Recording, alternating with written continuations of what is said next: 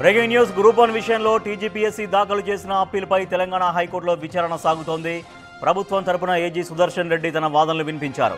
Single bench revaluation చేయాలని ఆదేశాలు ఇచ్చినట్లు వెల్లడించారు. అయితే సుప్రీంకోర్టు ఆదేశాల ప్రకారం రీవాల్యుయేషన్ అనేది సర్వీస్ కమిషన్ నిబంధనల ఆధారంగా ఉండాలన్నారు. కానీ టీజీపీఎస్సీ నిబంధనల ప్రకారం రీకౌంటింగ్ ఉంది, కానీ రీవాల్యుయేషన్ ఎట్టి పరిస్థితుల్లోనూ ఉండదన్నారు. అయితే దీనిపై విచారించిన హైకోర్టు కీలక వ్యాఖ్యలు చేసింది. టీజీపీఎస్సీకి ఇంటిగ్రిటీ లేదని సింగిల్ జడ్జి ఆర్డర్లో ఉందని చెప్పింది high court. Mall practice, paper leak లాంటివి ఏమైనా జరిగాయా అని ప్రశ్నించింది. ఇదే సమయంలో సింగిల్ జడ్జి తీర్పులో చాలా డెలికేట్ పదాలు ఉపయోగించారని, వాటన్నింటినీ తీర్పు ఇచ్చేటప్పుడు పరిగణలోకి తీసుకోవాలని చెప్పుకొచ్చింది హైకోర్టు.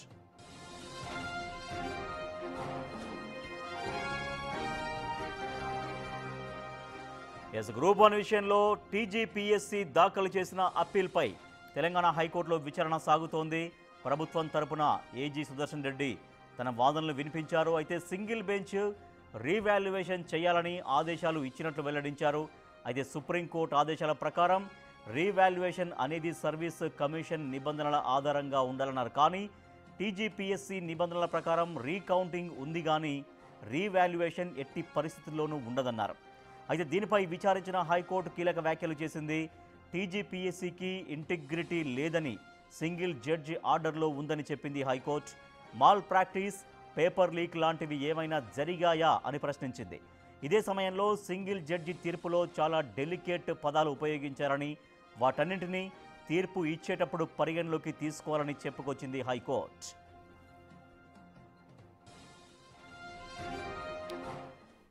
ఇసుక మరింత సమాచారాన్ని మా ప్రతినిధి సురేష్ అందిస్తారు. సురేష్, టీజీపీఎస్సీ దాఖలు చేసిన పిటిషన్ పైన ఎటువంటి వాదనలు జరుగుతున్నాయి?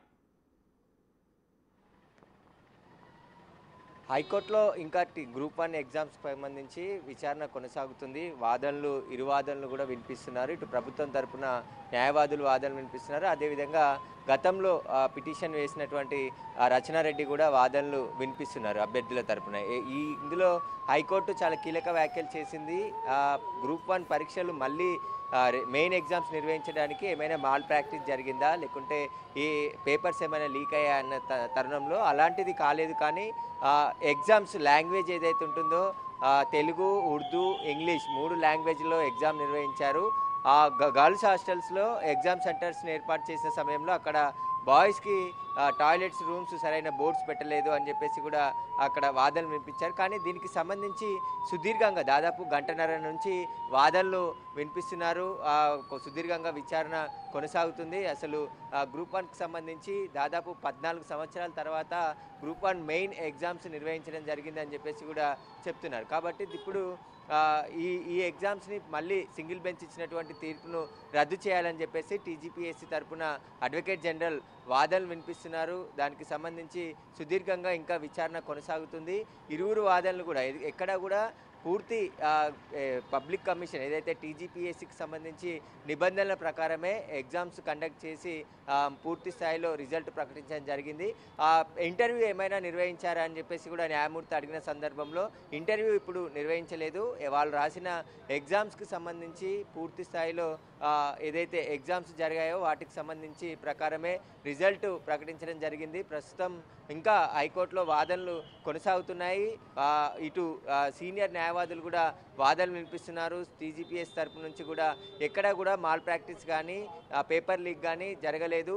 పూర్తి స్థాయిలో అన్ని చర్యలు తీసుకున్న తర్వాతే గ్రూప్ 1 ఎగ్జామ్స్ని నిర్వహించడం జరిగింది. కాబట్టి ఈ సింగిల్ బెంచ్ ఏదైతే మళ్ళీ రీవాల్యుయేషన్ చేయాలని తీర్పిచ్చిందో ఆ రీవాల్యుయేషన్కి సంబంధించి కానీ రీకండక్ట్ మెయిన్స్ ఎగ్జామ్స్కి సంబంధించి కానీ పూర్తిగా తీర్పును కొట్టివేయాలని చెప్పేసి కూడా వాదనలు వినిపిస్తున్నారు. అయితే న్యాయమూర్తి ఇరువురు వాదనలు కూడా వింటున్నారు. ప్రస్తుతం రచనారెడ్డి కూడా సీనియర్ న్యాయవాది, ఆమె వాదనలు వినిపిస్తుంది. టీజీపీఎస్సీ సక్రమంగా ఎగ్జామ్స్ కండక్ట్ చేయలేదు, చాలామంది నష్టపోతున్నారు, కాబట్టి సింగిల్ బెంచ్ ఇచ్చిన తీర్పుని మేము కంటిన్యూ చేయాలని చెప్పేసి కూడా ఆమె కోరుతుంది. కాబట్టి ఖచ్చితంగా ఇరువురు వాదనలు విన్న తర్వాత హైకోర్టు ఎలాంటి తీర్పునిస్తుంది, ఎందుకంటే ఇప్పటికే క్వాలిఫై అయిన అభ్యర్థులు కూడా సోమాజిగూడ ప్రెస్ మీట్లో వాళ్ళ తల్లిదండ్రులు ప్రెస్ మీట్ పెట్టి ఎంతో భావోద్వేగానికి గురయ్యారు. ఎన్నో సంవత్సరాల నుంచి వెయిట్ చేస్తున్నారు. ఎంతో కష్టపడి కోచింగ్ సెంటర్లకు వెళ్ళి కూలీనాలు చేసుకుని చదువుకున్న పిల్లలు కూడా తల్లిదండ్రులు చేసి పిల్లల్ని చదివించారు, వ్యవసాయం చేసినటువంటి రైతులు పిల్లల్ని చదివించారు. హైదరాబాద్లో నెలల తరబడి ఆ కోచింగ్ సెంటర్లో కోచింగ్ ఫీజు కట్టుకుంటూ కోచింగ్ తీసుకోవడం జరిగిందని చెప్పేసి కూడా వాళ్ళు ఆవేదన వ్యక్తం చేస్తున్నారు. మళ్ళీ మెయిన్స్ కండక్ట్ చేయాలంటే మళ్ళీ 30,000 మంది ఎగ్జామ్స్ రాయాల్సి ఉంటుంది. మళ్ళీ ఎగ్జామ్ నిర్వహించిన తర్వాత రిజల్ట్ ప్రకటించాల్సి ఉంటుంది. కాబట్టి రీవాల్యుయేషన్ కుదరదు అని చెప్పేసి టీజీపీఎస్ చెప్తుంది. సుప్రీంకోర్టు ఆర్డర్స్ని కూడా ప్రస్తావించడం జరిగింది.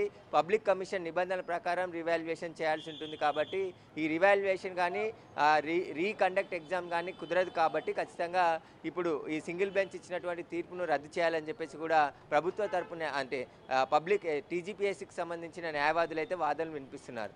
Right, thank you Suresh.